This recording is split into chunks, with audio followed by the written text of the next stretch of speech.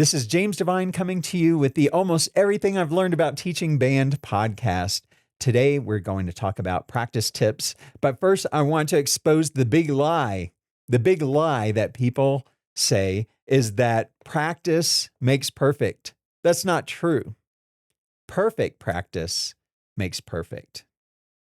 But most students don't even know how to practice.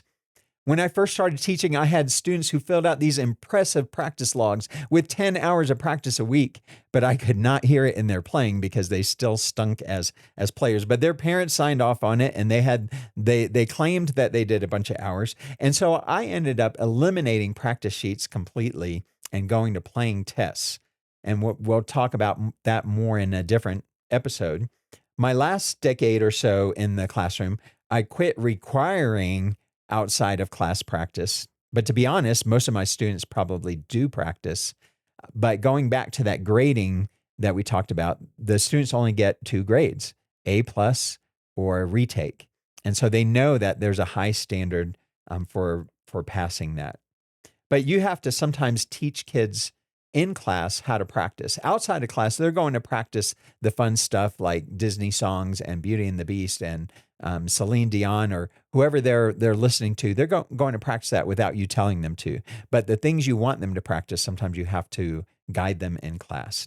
Sometimes if you're learning a new concept and the students are struggling with it, what you can do is tell them, take 30 seconds and just practice that right now.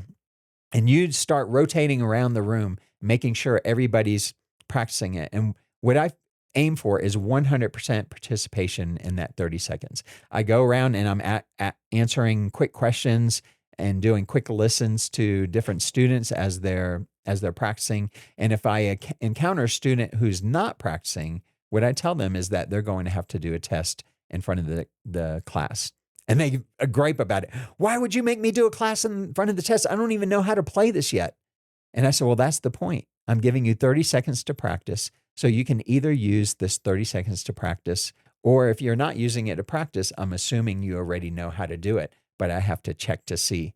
Almost every single time I do that, the students end up practicing. And so I accomplish what I'm aiming for with that. And this actually ends up becoming more like 90 seconds because if they're doing well and I can walk around and tell that they're using this time wisely and they're getting better on it, then I know that the time is being used great and that they're improving. Then we'll play it all together again, and most of the time it has improved quite a bit. Play a run staccato. So sometimes what you can do for that is if you have a staccato and it's got a slur over it, take the slur out and play it as staccato. So have the students play all the notes really short and play it really slow. Then you can end up figuring out if it's technique or if it's something else that they're failing at. Sometimes if students are having a hard time playing 16th notes, a technique you can use to have them practice in class is have them play the 16th notes as quarter notes. If that's too hard, play it as half notes. If that's too hard, play it as whole notes. And then you're going to back it down eventually to quarter and then eighth and back to 16ths again. And this is to determine, is it a technique problem? Is it, I don't know the note problem? Is it just too many notes that are hitting their brain all at once? There's so many things that you can figure out and determine what's going on here. Because if they don't know the note, it doesn't matter how much time you're going to give them to practice it. They're not going to learn that run. Once they have mostly mastered that, then you can start putting it in groups of 4 plus 1. And here's what I mean by that. They'll play all of beat 1 plus the downbeat of beat 2. So they might go 1 E and a 2. And then once they have that mastered, then you'll have them play 2 E and a 3 and stop there. And then 3 E and a 4. And then maybe we put the whole thing together at that point, 1 E and a 2 E and a 3 E and a 4.